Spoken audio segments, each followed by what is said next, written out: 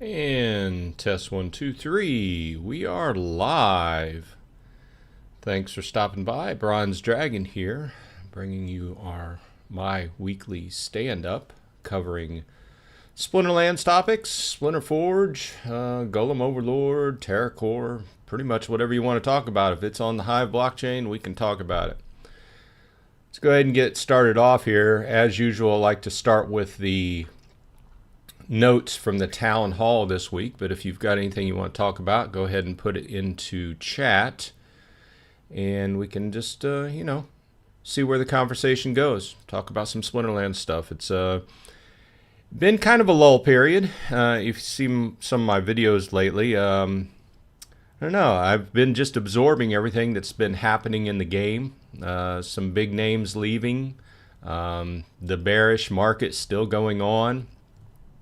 But with that said, that's yielded some opportunities for those of us who think we're going to stay in the game. Obviously, everybody's got their own choices to make, depending upon how far you're into the game as far as money-wise and what you're getting out of it and everything, what you want out of it. Because let's be honest, some people are in the game just for financial return. That's fine. I mean, that's the way the game was positioned, right? It was positioned as a play to earn type game, right? And there's various things you can do. As time has went along, there's more and more and more things that you can invest in the game and potentially make some money out of. I've always went at the game as a game, being a card gamer, and in fact, I'm getting ready for to attend a live Lord of the Rings Magic draft event today, so I've been kind of running around this morning, but I've always approached the game as mostly just play. There are some things I've bought thinking that they might go up in value over time, but this whole bear market has just, I mean, you go back to last fall and it was just pounding with money. Money was coming out of everywhere. Rental market was up, card buying market was up. Everything was up, and then all of a sudden it just crashed. But we all know that, and we all have been going through that. I guess my main point is that if you're in the game and you know you're going to stay in the game, right now is an opportunity. And I'm not, if you've watched some of my videos, you know I'm far from the bandwagon guy that, pushes everything. But if you look at it now, cards across the board are down. Way down. If you watched my video from yesterday, you know that lately I've been buying gold foil common max levels for the purpose of staking on my land. Okay, those have went down. I was also looking at what the price on beta common and rares are.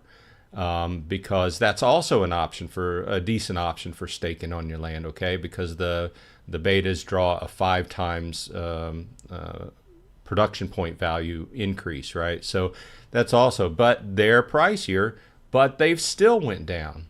The alphas have went down. I usually, on a weekly basis, I buy an alpha card to add to my collection. My overall goal is to, get as much of the alpha collection as I can, 1 BCX of each until you get into the crazy values, right? Obviously the higher end ones I'm not going to be able to buy, but $1, $2, $3, I'm in it. So, hey Gathering, how's it going? He says, good morning, excited for the new NFTs in Golem Overlord. Yeah, I was wondering if somebody was going to mention that. For those that stay the course and keep playing, they will be very happy in the next few months, years. I'm hoping so. Because there's always two ways to look at a situation like this. And from my point of view is I've put too much money into the game to bail out and take pennies on the dollar, right? I guess at this point, if it goes down, it goes down. But the opposite side of that is right now is a great time to stock up on some things. Lands are down. Cards are down, everything's down. So if it rebounds, if and when it rebounds, depending upon your outlook, you could be sitting in a good position with, stocking up on things right now. He goes on to say, surprise beta cards are as cheap as they are. Great time to accumulate. Yeah, and alphas. I mean, like I said, I haven't been buying a whole lot of betas. I did buy one beta to put on my rare magic land, and I did a max rare, max level rare.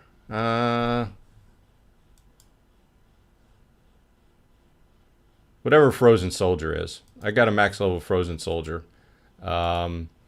So I was surprised that the prices on alphas have went down as well. So I guess pretty much across the board, prices have went down. And I'm kind of I'm not really surprised at it, but I am. You know, you look back and you see the prices that we paid for these cards just 6-8 months ago, and it's just astonishing where they're at. Hey Alex, thanks for stopping by.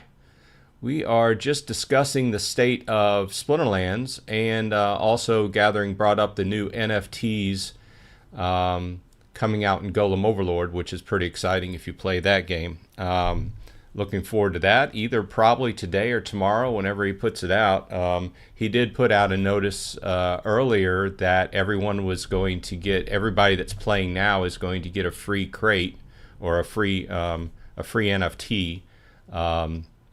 And from what I've read, just briefly going over to Golem Overlord topic, what I've read is their backgrounds and their NFTs. You own them. Right now, you can't really transfer them, I don't think, but they modify your shard drop chance. Plus, it modifies your background on the screen. Instead of everybody having the same screen, there's multiple different ones. So we'll see where that goes, but it is definitely pretty cool. It means he's making progress, and he's giving everybody a gift that has been in the game. So, hey, Ice Ninja Pro, thanks for dropping by. We're just talking a little Splinterlands, talking a little Golem Overlord. So if you have anything you want to talk about, just drop it in chat. I always use the town hall notes to kind of, spur the conversation along, but we've been briefly talking about the status of the game and how it's, depending upon how you look at it, it's a good time to go ahead and if you're in the game for the long haul, now's a good time to stock up on things. Cards are down. We've been discussing even back in alpha and beta. You look at the alpha and beta cards, they're down too. All cards are down. I think that is due mostly, obviously because of the bear market, but also there's a lot. I don't even want to say a lot. There's several of the high-end players that have chosen to bail out of the game. I don't necessarily know if they're just selling off certain assets to buy other assets. For instance, selling off all their land and cards to buy SPS. I don't know. I haven't talked to any of them. I'm just kind of asserting what I see on the market. And Gathering says, have 22K forged to go shopping for beta untamed cards with my $10 account. Well, yeah, I've been keeping up on those videos you've been doing on your $10 account. It's been, I think you've made the point that if you take an account, a low-level account, and you just stick with it, you don't necessarily have to put a lot of money into the account to make it work within the game and continue to draw. I mean, of course, you're also interfacing other games with it, such as Splinterforge, but that's a good point at playing, and that's what I play multiple games on the blockchain so that I can interface and trade currency back and forth. So play Splinterforge, use a little bit of Forge to buy a little bit of cards, or in my case, I'm using it to buy SPS once in a while, right?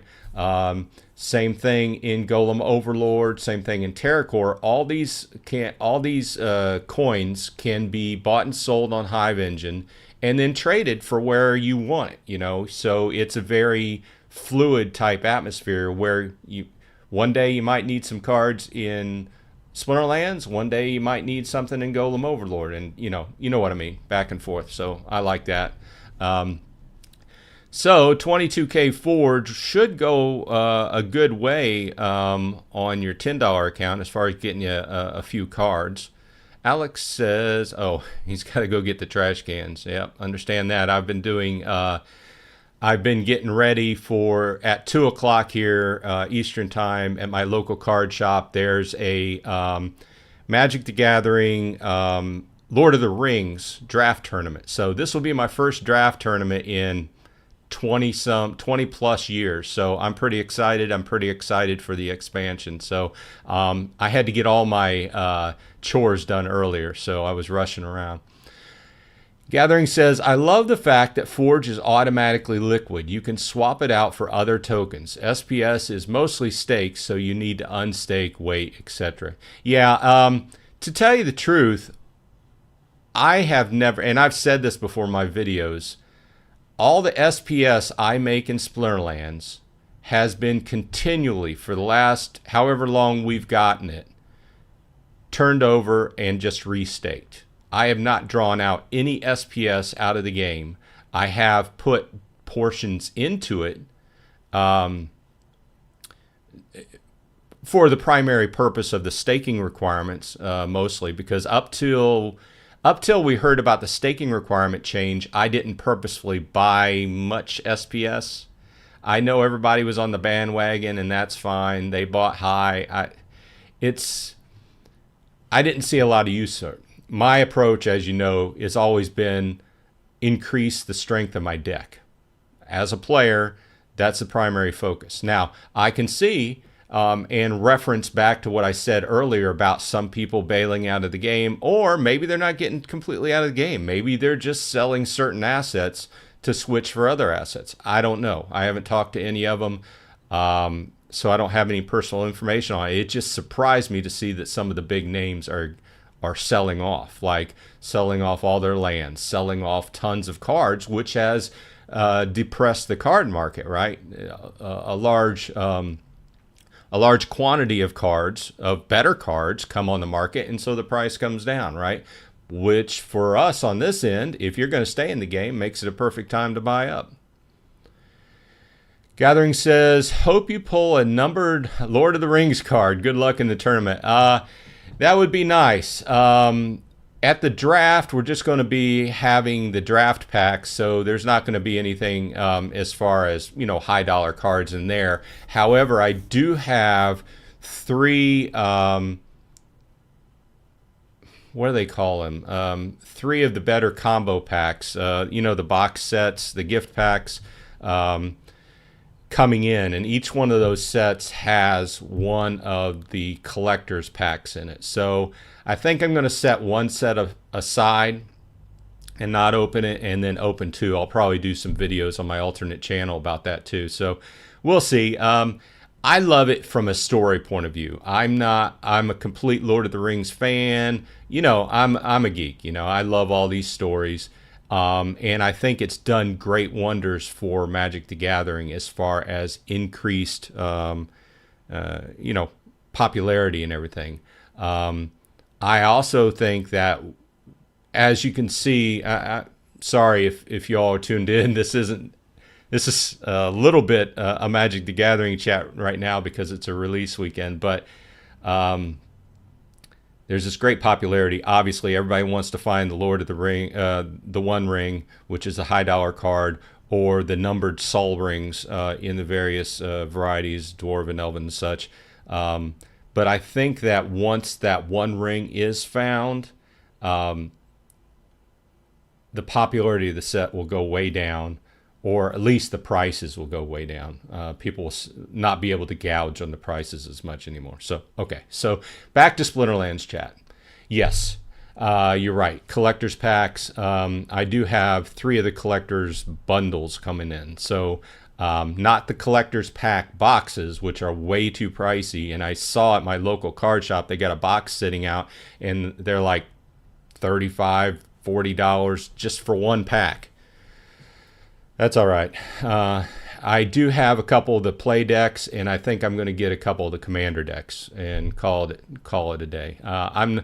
It'd be great if I got it, but I'm not going to be buying boxes and boxes to check that out. So let's go ahead and look at what happened this week in Splinterlands. There was some basic updates that happened in the game. And if you were on the town hall, or if you watched my video earlier this week, you heard about them. I'll just lightly touch on them.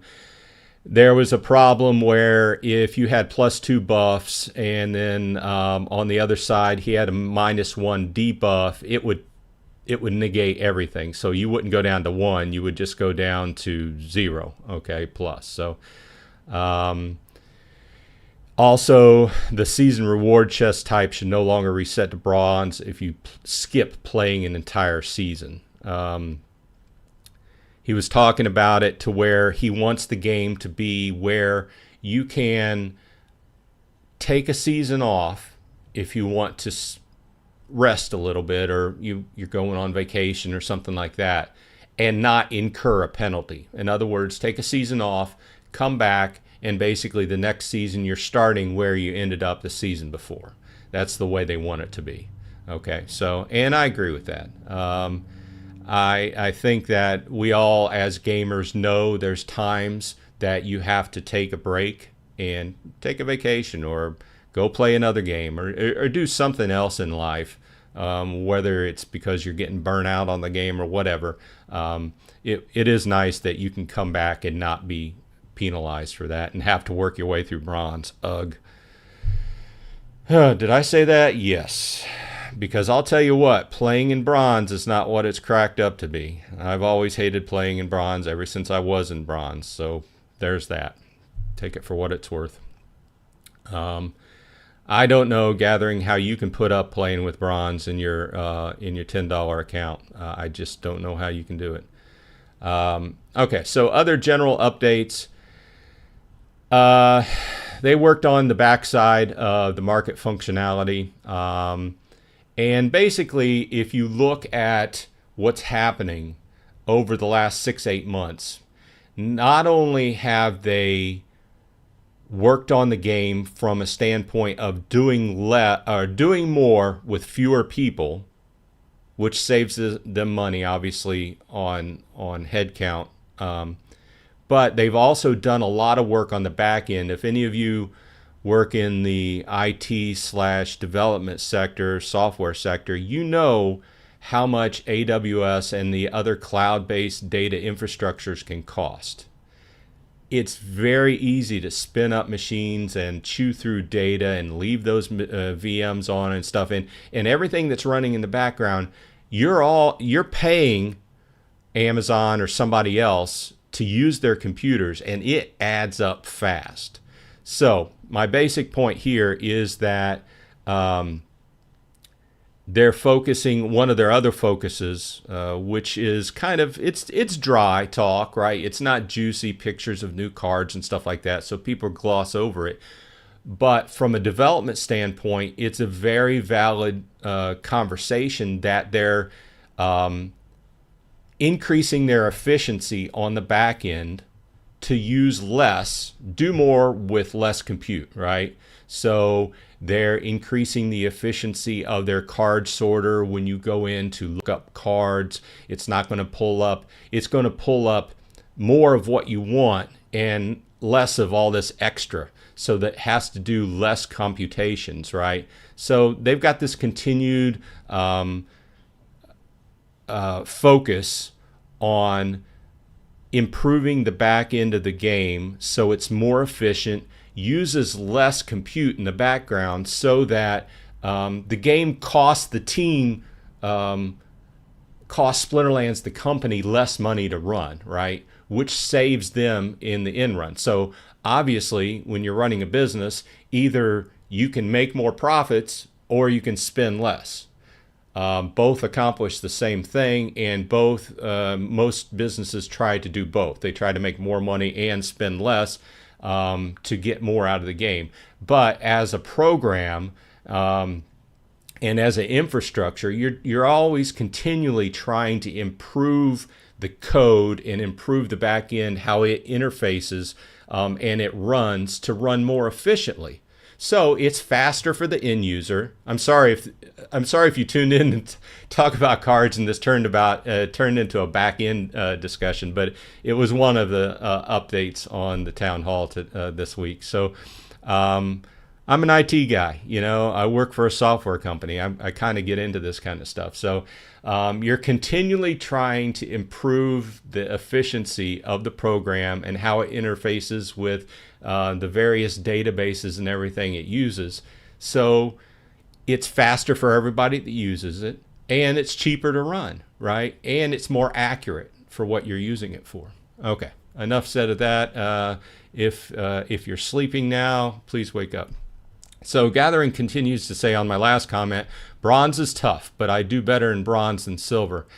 Yeah, and I think that comes down to mainly that you have your deck pretty much almost, if I'm not wrong, almost maxed out for bronze as far as a lot of things go out. Once you kick it up to silver, you know, you're going to have to kick those summoners up to level 4 and start raising the other cards, you know, in order to support those level 4. So it's a big jump. I remember making a jump from bronze to silver, and I want to say that for me, making the jump from bronze to silver was harder than making the jump from silver to gold in my main account. Now, I'm not saying it was more expensive. I'm saying at the time my mindset was there, and at that point we were in the bull run whenever I went from bronze to silver. So as time went along, it might have cost me as much to go from bronze to silver as it cost me from silver to gold. So Gathering says, have you seen how cheap summoners are? Even the older ones are under $1. I may pick up 1 BCX of each summoner for my $10 account. I would, first of all, no, I haven't looked at summoners lately, but let's go ahead and just for the sake of argument, let's take a look at summoners. Okay, so on the cheap end, we've got General Sloan at 36 cents a piece, 50 cents for Tarsa, 83 cents for Contessa, 63 for Thaddeus, 66 for Obsidian, 57 for Vera, Mother Kayla, one of my favorites, by the way, 95 cents, and so on. And of course, that's just your 1 BCX charge. You could probably get better deals if you buy multiple BCX, which at this point, if you're a new player, I would advise looking at multiple BCX combined. This is like a side topic, but I'm kind of hoping once in a while some new players stop by, maybe to glean a little bit of information.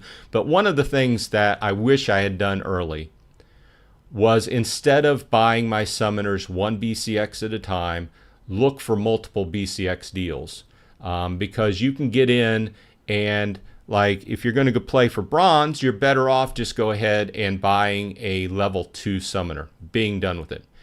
If you feel like you want to get to silver relatively fast, go ahead and buy level 4. I understand that it's a little bit more money, but at this point in time, these prices are so low that I can't foretell the future. They might go lower. I don't know. But I'll give you an example, okay? When Tarsa first came out, we see Tarsa here, okay?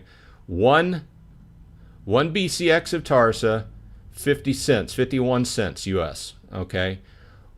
My first Tarsa I bought was after she came out, after a week or two, and I paid $15 for her.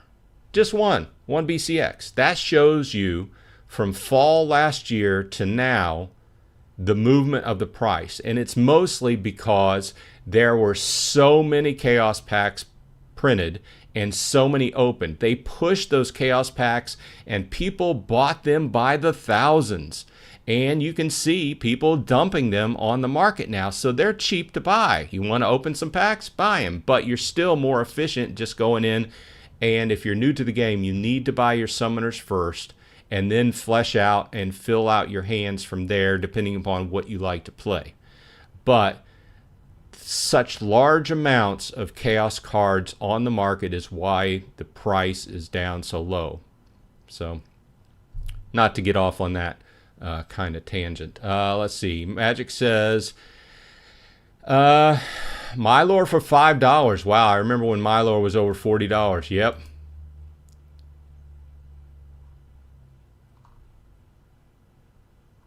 I'm kind of looking for Milo here. Where is Milo? Milo's green.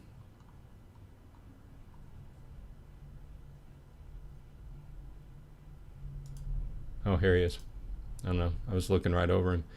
Yeah, 1 BCX, 5 1/4, $5.24 US. Yeah, I think that Milo obviously is a great pick in bronze or silver. He's still. Let's look at what he's done over the month. Oh, he stayed in that $4.5 to $5.5 range, but still, yes, I agree. I remember when he was $20-25 a BCX, and if you're playing in bronze or silver, he's a strong pick. Level 2 or level 4 Milo, or you can't go wrong. With that said, I don't really have him. I've always focused on the cheaper ones, and I've always admitted that is the weakness in my deck. I don't have the nicer summoners. I don't have to a high enough level to use mostly. I did increase this my Grandmaster Wraith to level 3, and this was a couple weeks ago. And I do play this, and I have a Quicks at level 3, which I've had for a while, and that's been a very good investment. If you're looking at summoners, Quicks is one of the summoners I would say is well worth the money. Grandmaster Wraith, I guess the jury's still out on that. I did increase that. My account uses it once in a while. Can't necessarily say it was worth the money just yet, but it is pretty good pick. Like I said, I do need to increase. I have all my major Chaos Summoners at level 6, which is max for gold.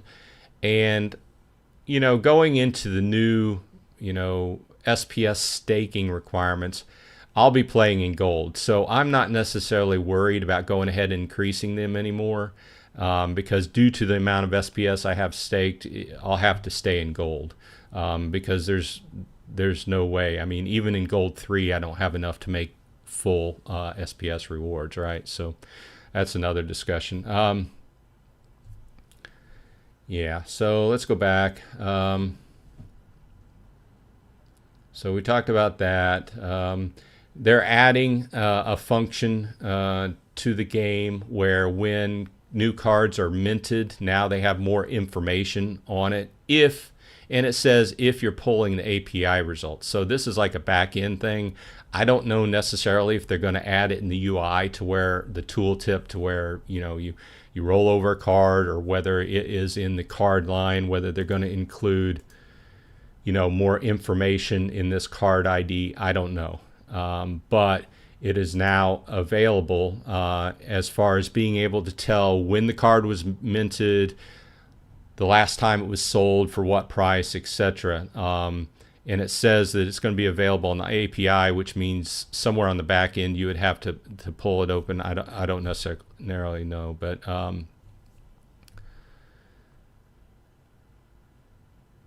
once again, improve the query they're running to pull the lowest price cards, like when you do a search for cards to buy. Another one of those things I was discussing earlier about improving the way the actual game works, or the program works to pull the results.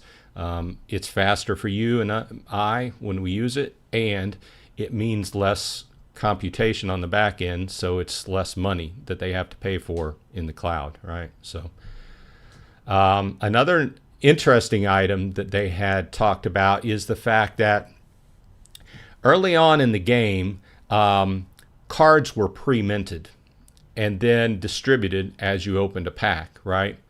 Now, and for a long time, it's been the fact that when you open a pack, they're minted on the blockchain right then and there. Okay. So what had happened early on in the game was there was a number of alpha, beta, and promo cards. I mean, a large number, several thousand, that were on the blockchain, and they were affecting the circulated numbers.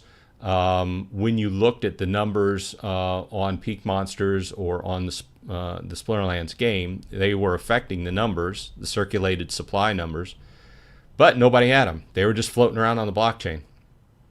So I think over the last several months, we've been in this situation, especially due to the last security incident and the money, the lost money that they found that they had lost. They're auditing things. They're auditing every part of the game now, from what I see, right?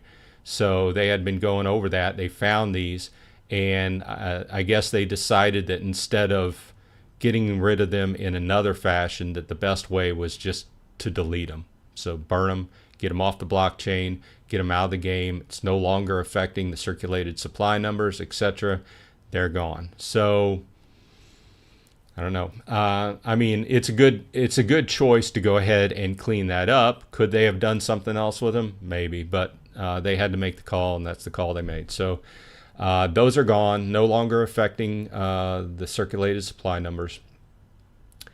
Now, when Cryptomancer came up and started talking, obviously we know the guild power released last week, the week before, and we know that you can use, instead of just burning DEC for your guild, you now burn the DEC for the guild power points. And then you can use those guild power points and you can donate them to the guild. Or you can just, I forget what you can do it two ways. Either you can permanently donate to the guild and you don't get those back, or you can donate and when you leave, you can take 90% with you. Okay, so, and then that brings up the whole discussion about, if a large investor that had invested a lot in the guild leaves the guild, then theoretically the guild buildings could just go ahead and de-level, right? So that's something I'm sure guilds will have to put up with in the future and figure out a way around. So, and that will also bring more value to people with more guild power. Say I've got a lot of guild power, then that makes me more attractive to join another guild if they're looking for a person, right? But it also, since you're losing 10% each time, you've got to really think about it, and it doesn't pay to flip guilds a lot because you're eventually just going to burn all your guild power up, right? So, and especially in our guild where our buildings are maxed out pretty much. All but one building is maxed out. We're just waiting for the new buildings to be announced so we can go ahead and, donate towards those and level those up. So it goes through that. Obviously, if you participated in the 5-year anniversary event, you've got guild power that you can donate. And hopefully one of us wins one of those prizes, one of those juicy prizes, right? They did put the roadmap out. I mean, there's not a lot to say about this because we've been talking about the same thing for months now, right? Primarily, the first thing on their list is the SPS staking. They're working on that first. Second, it's going to be land 1.5, and we've talked about that a lot. I've got a few videos out on that. Hope everyone's prepared. I'm still semi-prepared if you watched my video from yesterday, but I'm getting there. You need to get your DEC in order. You need to make sure that you've got, if you don't have building in a box, you have to have extra DEC put aside for those power supplies. You have to have enough put aside for grain if you don't have extra grain. You have to have a plan in place for feeding those workers you have on lands if you're not necessarily going to be harvesting grain right off. So, when we first go into it, remember that building in a box is not going to be used until land point 2, 2.0. So In 1.5, the first thing everybody's going to be doing is clearing your fields, or clearing your land, right? And not to turn this into a land conversation, but we can, since it's a big topic here, we can kind of look at this and let's see, clearing of the plots. This is something I haven't talked a lot about, but when you go through and you do the numbers about how much production points you have on a land, you're going to have to reference your clearing the plots fields here and see how long it's going to take to clear those fields. And the way I'm getting is that you're still going to have to pay those workers when they're clearing your plot, right? So in my estimation, okay, I did the numbers for mine, and I'm going to have roughly 10 to 12,000 production points per plot using, depending, it starts at, my menial level is 10,000 because I'm putting gold, max, common foils on common gold foils, max level on each plot. So that yields 10,000 production points. Plus, on some of them, I'm going to have a common totem. Anyway, I did the numbers. It's going to take me about 6 days to clear those. Okay, those are 6 days that you're going to have to pay those cards. You're going to have to feed those cards, and you're going to have to buy grain at 1 DEC per piece of grain, which works out to be a few dollars a day per plot. So think about that. Obviously things will change, but those are the basic numbers that I have had drawn up by looking at the white paper. Okay, Tales from the Cryptmancer. Hi, thanks for stopping by. I saw your latest land video. Good stuff. Thank you, sir. Yeah, I really am getting into the land game. I think that's where I've talked about this in prior videos, but I think everybody has choices to make at this point in time.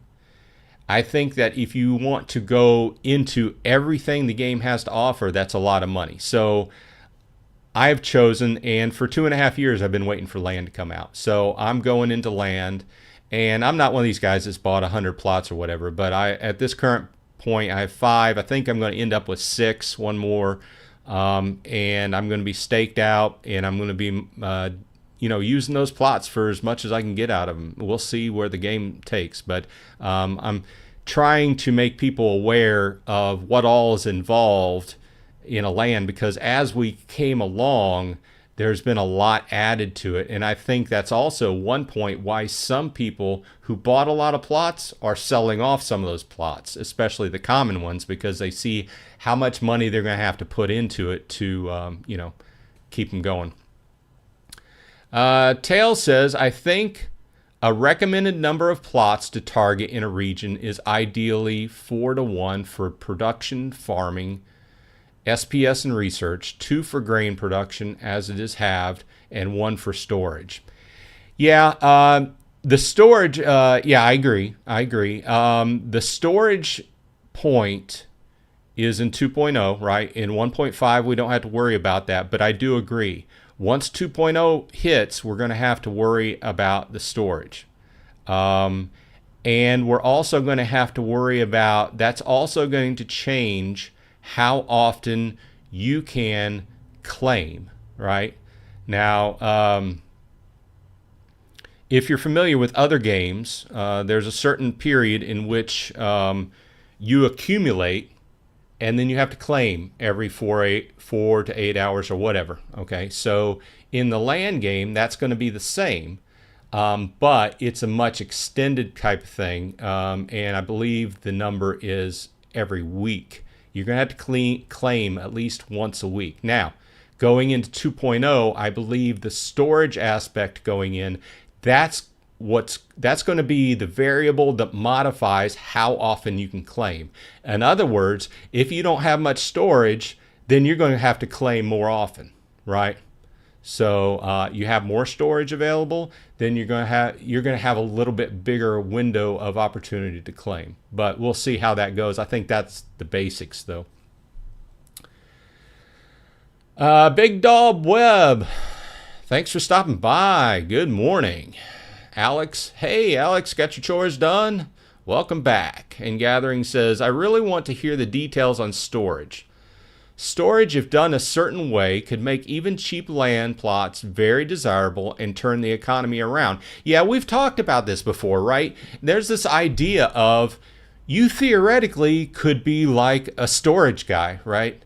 All you do is storage. That could be one of those things. Like there could be a person that's their whole point of view, right? I'm going to buy cheap plots of land all over and just store stuff on them. I've got a barn, I've got a silo, I'll store your stuff, you pay me. And they've talked about this in the past. Obviously, there are no hard details on this.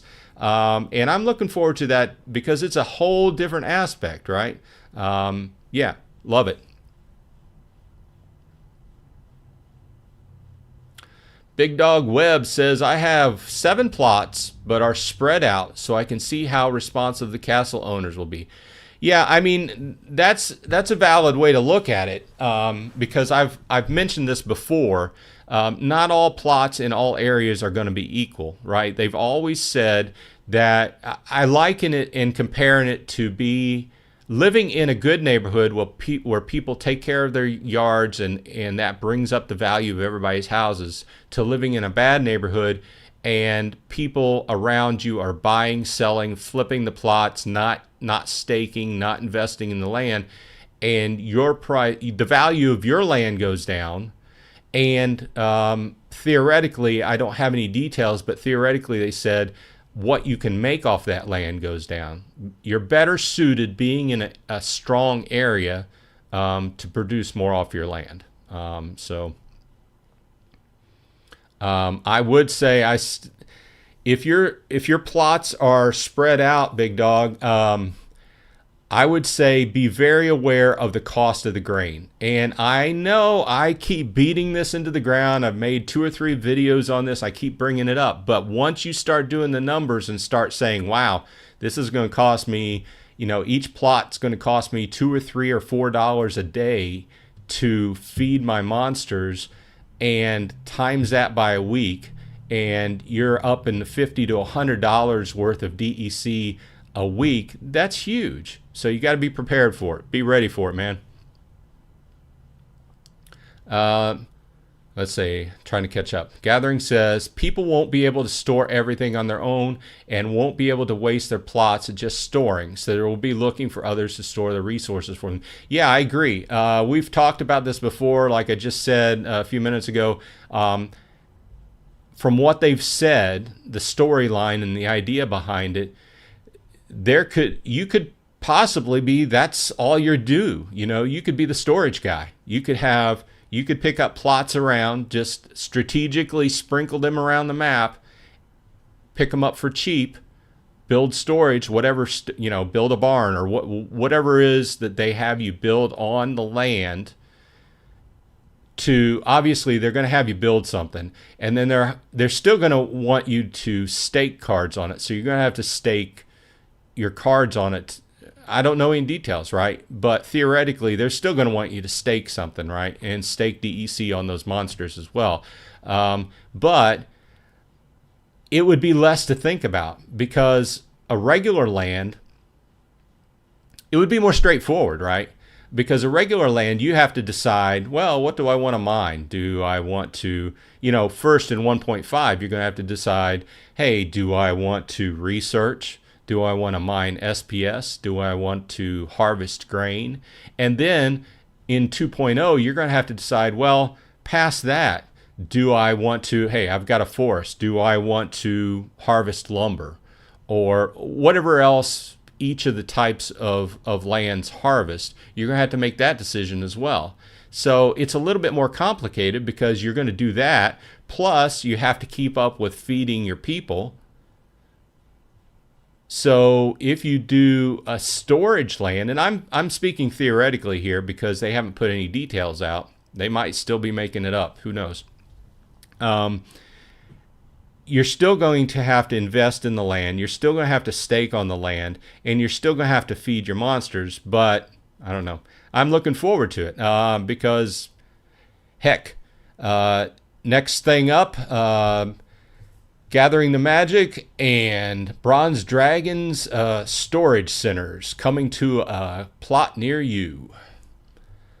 Let's see here. Big Dog says, Bronze, I know you track Golem too. Have you seen the release of the background NFTs that improve the shard collection? Yeah, we talked about that a few minutes ago. But yeah, that's big. That's due to happen today or tomorrow. He did put out a release on that yesterday and today. I think I have the pages up. So he did put out a release that everybody who has an account up to today will get a free crate, and that crate will have a background in it. So if you guys want, I can drop these links, but you can find them in Discord. Look at all these nice backgrounds. It's cool. You know what? We are at a major, and I know this is geeking out a little bit, but we are at a major inflection point with AI today, in that you're talking about one dude running a game, and he was able, with AI, to go in and produce these backgrounds. And I'm sure there was work to it, because I've fooled around with those AI creation bots, and it's not easy, but it's a lot easier and cheaper than hiring an art team. Of course, if I was an artist, we're at a crazy inflection point in AI generated art, as well as AI generated music, as well as AI generated anything. So anyway, side tangent. The backgrounds look beautiful. And you can see that this will be the first NFT release in Golem Overlord. So I would say to go to these pages, and he's linked them in Discord, and read the details. This should be released today or tomorrow, so I'm looking forward to it. Alex says, I got plots with my guild and then plots in Gankland. I got my cards, got totems, Rooney, all ready to go, and have been a while now. Good to hear, Alex. I'm glad you're prepared. I've put videos out, and I guess my main point, obviously with these videos, you have to come up with a point, something you think needs to be expressed. And I was hoping to catch people that weren't necessarily prepared and needed a little bit of information. That was my, I'm not completely prepared.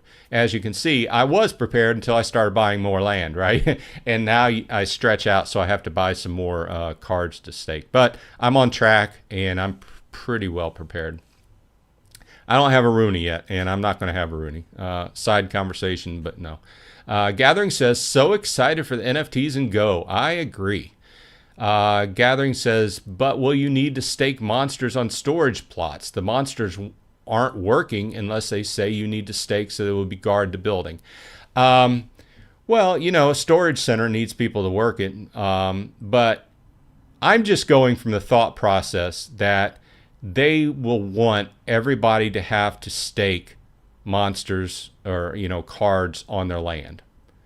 It's a basic land premise, right? Even castles and keeps have to stake on their land, and they're not really producing anything, right? So that's just my guess. My guess is they will require staking of some sort, and then by way of staking cards on the storage facility, you will also need to stake DEC on those cards. I don't know any details. I don't think anybody knows any details besides the team working on it, and maybe they don't have it fully fleshed out yet, because that's going to be 2.0. Looking forward to it, but I'll be glad when 1.5 hits and we can start earning on the land, other than the basic trickle of SPS that's coming in, right? I'm really excited for the land to get up and running, so. Alex says, AB's Lumberyard, 15% open all day. There you go. I thought about that too, buying a bunch of forests and just harvesting lumber. I'm kind of into that side of the game. I like an ROI as much as any guy, but I like it from the storyline perspective, you know, thinking about it. Oh, yeah, I'm a lumberyard guy. I've got 14 forests and right in this area, and that's all I produce. I produce wood and I ship it all over. Of course, on that kind of topic, I would, until I see the numbers, I would be very wary of planning on shipping things all over the map, because there's going to be a lot of fees involved. So that's kind of why, back to Big Dog's point on having his lands all around, please know that if you intend on shipping things back and forth between your land, there's going to be a significant charge to doing that. So that's why I decided to have lands, at least 2 lands in each region, you know, so that I can transfer things back and forth without incurring. You're going to pay a tax, but you're not going to incur that transportation fee. Okay. Gathering says, do your Golem crate opening video. I will when it comes out. It might be out now, I don't know, but he said it would be today or tomorrow. Big Dog, nice little spike in shard price too. Yeah, I haven't checked it, but it wouldn't surprise me, because hey, there's a reason for shards now, right? I have been one question I had on the game yesterday, and I didn't really get a hard answer on it, because they keep putting out this information like, hey, you can get multiple shards. And I think once or twice I've gotten like 2 shards, but I'm like, how do you get a lot of shards in a drop, right? I mean, I almost always just get 1 shard. Look, my last claim was 1 shard.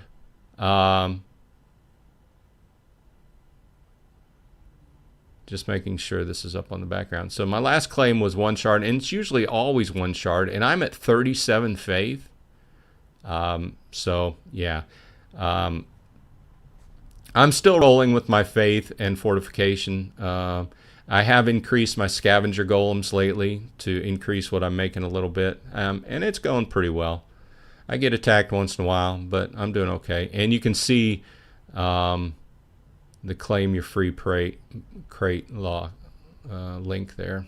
So Gathering says, wonder how much shard will spike today. Currently have over 8 cents. I think, well, I mean, as long as he keeps the whole thing is putting value in it, right? So now we have crates to buy, and I'm sure he's going to follow this up with other sorts of crates. Just like if you've played Terracore, they have all kinds of crates as well. Same kind of idea. Now he's had shards in there in the game since the beginning, and now there's value behind them, like a reason why you would want them. So people are going to buy them, because obviously even with just the background, you're going to want to play around and get crates until you get the better one, right? So let's check out.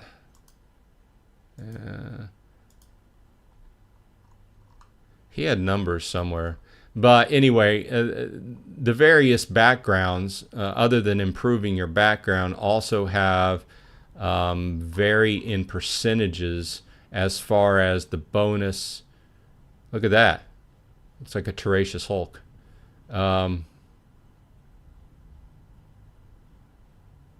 Anyway, the backgrounds look cool. Oh, here you go. Abundant, 1%. Scarce, 2%. Precious, 3%. Exceptional, 5%. Invaluable, 10%. Enigma, 15%. And Artifact, 20%. So the backgrounds will increase your shard drop rate and, I guess, number from anywhere from 1 to 22%. So yeah, it increases your chance of, and well, your claim modifier, your chances of, and the amount that you would get. So okay, I got to catch up here.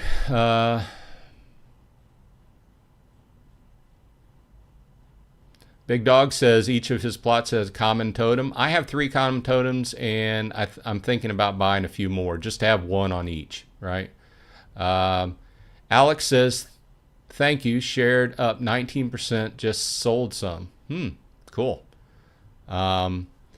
Big Dog says, holding on to my shards except to buy NFTs. Yeah, I'm going to hold my shards. just from the fact that I'm a guild leader and there will be some interface to have to use shards for the guild at some point as well. I did recently increase the size of our guild, so, well, that's the chat.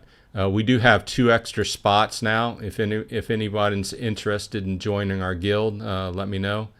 But we do have 2 extra seats. So if you do play and you play on a daily basis, let me know and you want to join.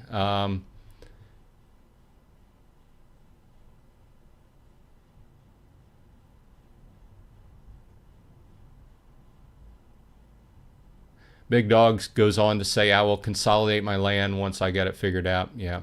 Alex says spike means it will go back down. It's true. Who knows? You know, crypto will crypto. Eric says you need to have a higher level. A higher level what? A higher level. Oh, you're going back to faith. Is that also? Hey, yeah, Eric, thanks for stopping by. Alex says, yeah, my level is above yours. Eric says, I got my first 2 shard collect earlier today. I got one a day or 2 ago, but I don't really take notice much, but it's usually 1 shard. Big Dog says, my faith is at 53. Wow, nice. You guys are charging ahead. Frankly, I haven't put any money into the game since that first week, which I put about $100 into, and I've just been rolling things on. And lately, I've been increasing my scavenger golems and trying to go from there. But it's been fun, and it's been rolling along okay. 53 faith, yeah. Eric says the higher your level is, the higher your shard percentage per hour will be. Yeah. Gathering says, think the most shards I've ever gotten is 3. Big Dog says it gets crazy with the bonus. My last pull was 13 shards. Nice. Well, that goes to prove what my initial thought was. Faith is well worth the investment. I've been invested in faith just from the percentage that, you know, people attack you and then they get less. You know, it's a whole theoretical defensive build type. Increase your fortification, increase your faith, you know. So, but it looks like the faith has ripple effects here too. So it does increase your shard, not just a drop chance. Let's see what the definition says. And it's not gonna. It says faith also determines your maximum shard chance. So I took that as mean the percentage to get one, but it also means how many you will get, I guess. Excuse me. Eric says, for instance, right now you were at 7% per hour. That means if you collect after 8 hours, you only have roughly 56% chance. Yes, I have noticed that, to collect a shard. That's why you never get more than 1. So what you're saying is wait longer? I was discussing this with my brother yesterday, and I'm guessing that the idea is to wait longer. Gathering says 2,100 part to level guild again. Wow, expensive. Yeah, it is quite pricey. And yeah, I guess the whole idea is to get some good, strong players in that want to play, at least people that are going to play on a daily basis. Eric says, no, your experience level, not faith.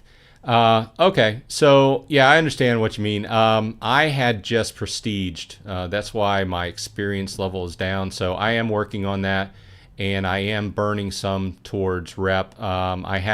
Yesterday I burnt 10 towards rep, so I'm going to continue that until my level gets back up, because obviously you also lose your bonuses too, right? You need to burn parts for higher experience gain per hour. Yeah, I have been doing that. I need to put a little bit more in today. Alex says your issue is you're not buying rep. This is true. Until 2 days ago, I had not been inputting into rep, and until yesterday, I had not prestiged. So I'm on my first prestige. So we'll see how it goes from there. Big Dog says the video where you put $100 is the one that got me into Golem. Yeah, there was a lull there where Yixon was sick. Well, he had medical problems, but he's back, and everything looks in full motion again. So I just haven't put any more money in it. Not that I'm not having fun playing it. It's just I've been playing it as well as Terracore side by side. So Alex says you're at 0.3 experience per hour and 515. You need to get a rep up. Yeah, I mean, like I said, I just prestiged yesterday. I did have my rep up at 10, but it's burnt down over the last day. I do need to burn a little bit more.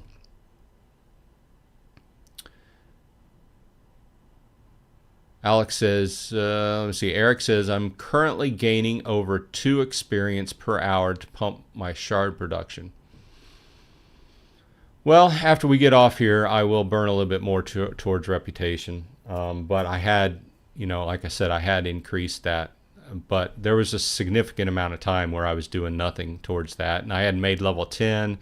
And then yesterday I decided to go ahead and prestige. So it's good to know, though, that that directly affects the amount of shards that you'll get.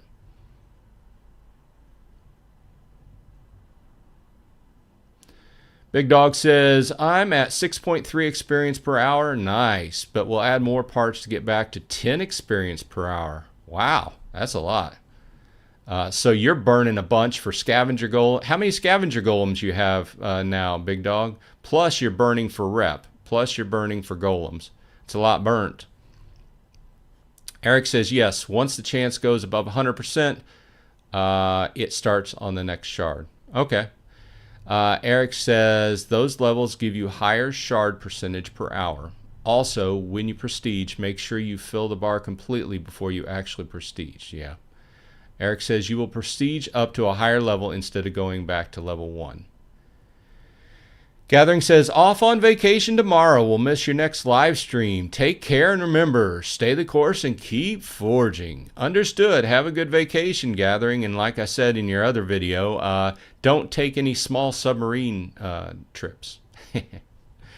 Unfortunate. I shouldn't laugh. That's unfortunate for those people. But okay, so we're at the top of the hour. I'm going to round everything out.